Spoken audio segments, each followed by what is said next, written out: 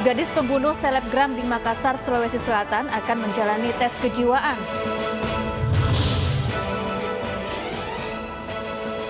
Pemilik toko loncat dari ketinggian untuk selamatkan diri dari kebakaran.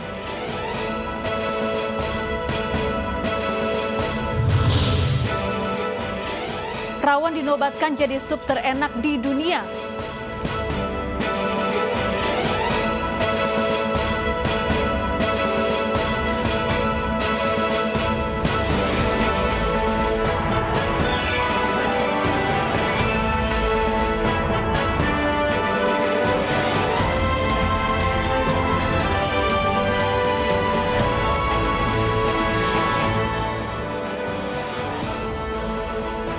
Halo, selamat siang pemirsa. Saya Syafaati Suryo kembali hadir memperbarui informasi Anda dalam iNews siang hari ini.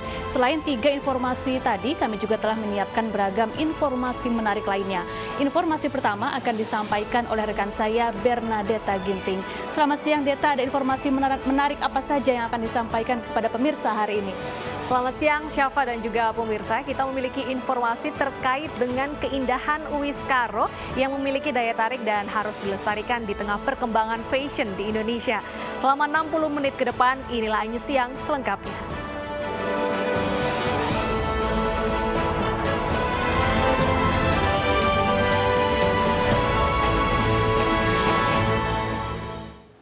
Kita awali informasi siang hari ini dari aksi seorang pemilik ruko yang merambat turun dari lantai saat kebakaran. Hal ini terekam video amatir oleh warga dan pria tersebut berupaya menyelamatkan diri dari kebakaran yang melanda ruko di Medan, Sumatera Utara.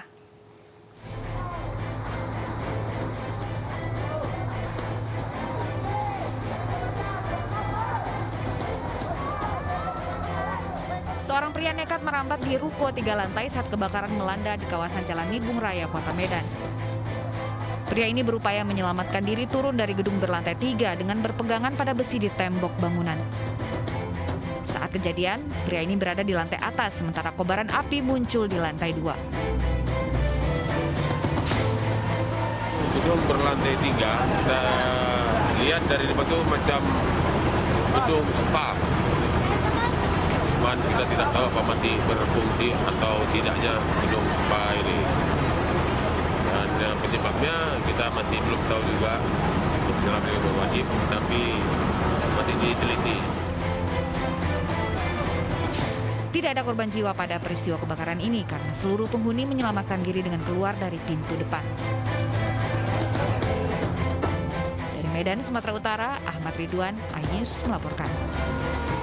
Gadis pembunuh selebgram di Makassar, Sulawesi Selatan akan menjalani tes kejiwaan. Tes tersebut dilakukan karena keterangan pelaku yang sering berubah saat memberi keterangan kepada polisi.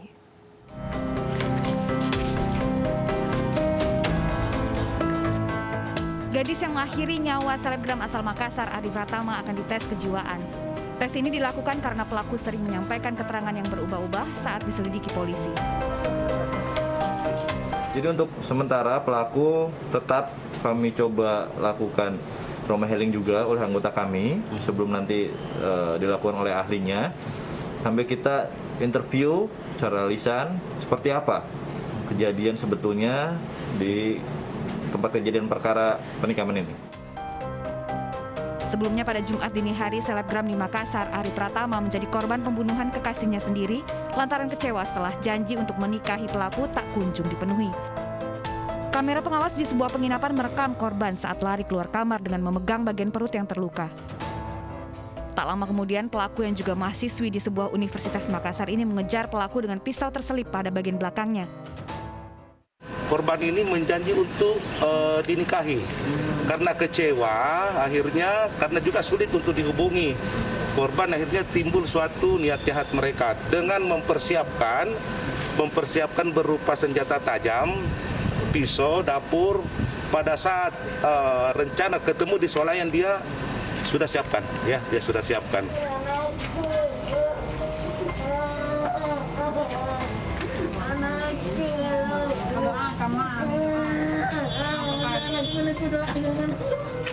Usai otopsi di Rumah Sakit Bayangkara Makassar, kesedihan menyelimuti keluarga saat menjemput jenazah Ari Pratama untuk dikebumikan di kampung halamannya di Kabupaten Maros.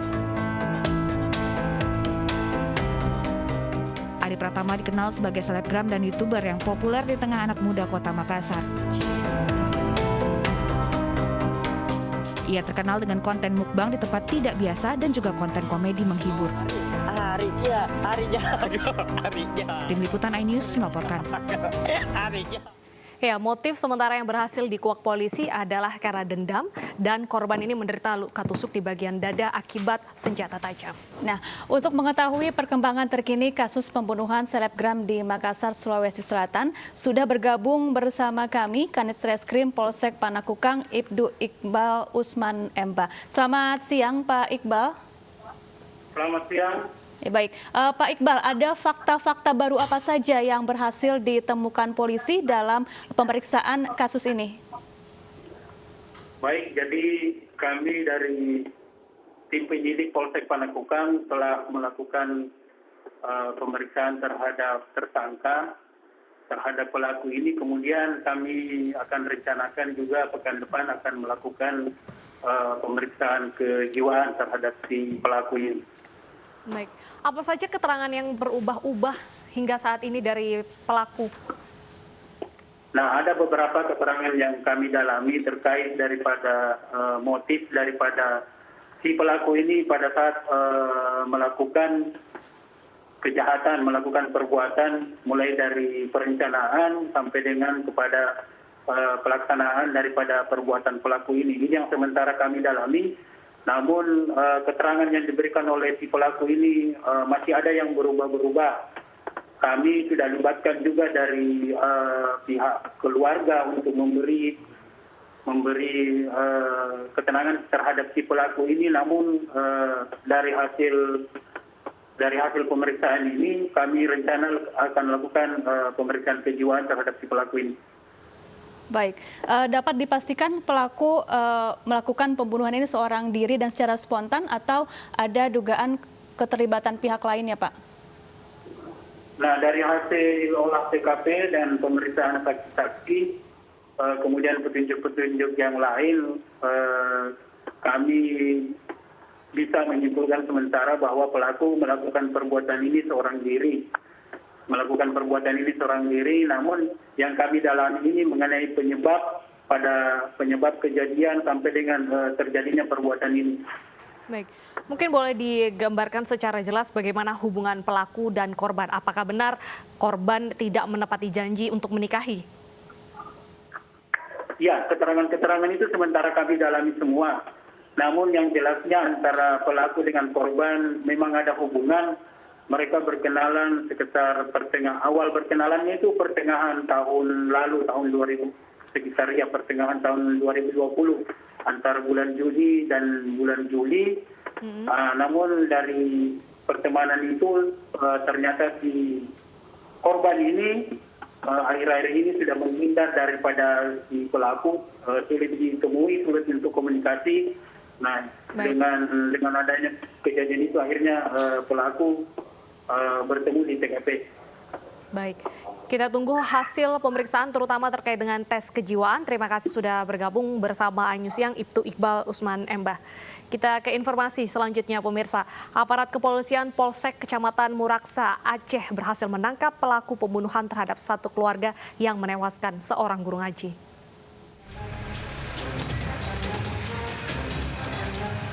Aksi keji yang dilakukan seorang pria berinisial P berusia 20 tahun berakhir di jeruji besi. Tersangka membacok 4 orang anggota keluarga dan menewaskan seorang wanita bernama Ramlah, warga Desa Lamjabat, Kecamatan Muraksa, Kota Banda Aceh. Polisi langsung melakukan olah tempat kejadian perkara dan mengamankan barang bukti. Berdasarkan keterangan saksi mata, pelaku masih memiliki hubungan keluarga dengan almarhumah. Tersangka telah diamankan di Mapolsek Muraksa untuk penyelidikan lebih lanjut. Nah, kalau motifnya masih mendalami, karena belum ada kita lakukan pemeriksaan, ini penyidik lagi dalam pemeriksaan. Kita tunggu aja nanti. Jenazah Ramlah telah dikebumikan di Desa Kunyet, Kecamatan Darul Imarah, Kabupaten Aceh Besar. Almarhumah merupakan seorang ibu rumah tangga yang berprofesi sebagai guru mengaji dan dikenal warga memiliki pribadi yang baik. 12 tahun nggak ada pernah ikut sama dia. Memang baik dia, nggak banyak ngomong. Dalam keseharian almarhumah ramai ya. Tetangga pun sama kami kayak saudara. Jadi tetangga ini merasa kehilangan Bu ya? Kehilangan kali lah Bang. Kayak yang di belakang aja kehilangan. Kayak mimpi Bang. Kepergian almarhumah meninggalkan seorang suami serta 2 orang anak yang turut menjadi korban dalam insiden tersebut. Ketiga korban lainnya masih menjalani perawatan intensif di rumah sakit karena mengalami luka bacok di sebagian tubuh. Dari Banda Aceh, Syukri Syarifuddin, iNews melaporkan. Pemirsa, seorang warga Australia menjadi sorotan setelah membuka kelas orgasme berbiaya 8 juta rupiah di Gianyar, Bali. Pelaku dibawa ke Polresta Gianyar untuk dimintai keterangan.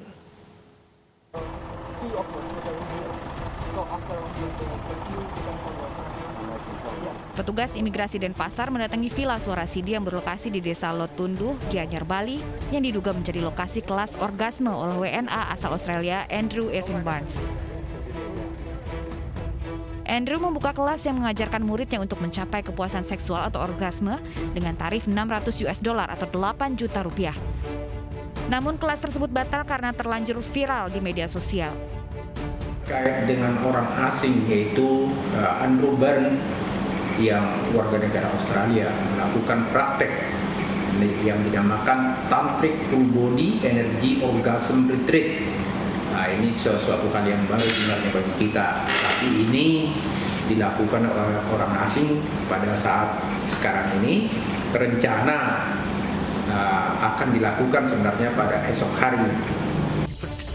Pihak Kemenkumham wilayah Bali masih menyelidiki praktek yang dilakukan warga asing tersebut dan bila terbukti melanggar hukum akan ditindak administrasi keimigrasian atau tindak pidana keimigrasian. Dari Denpasar, Bali, Aris Dianto, iNews melaporkan. Pemirsa, ladang ganja seluas 12 hektar dimusnahkan di wilayah Mandailing Natal, Sumatera Utara. Informasinya usai jeda, tetaplah bersama kami.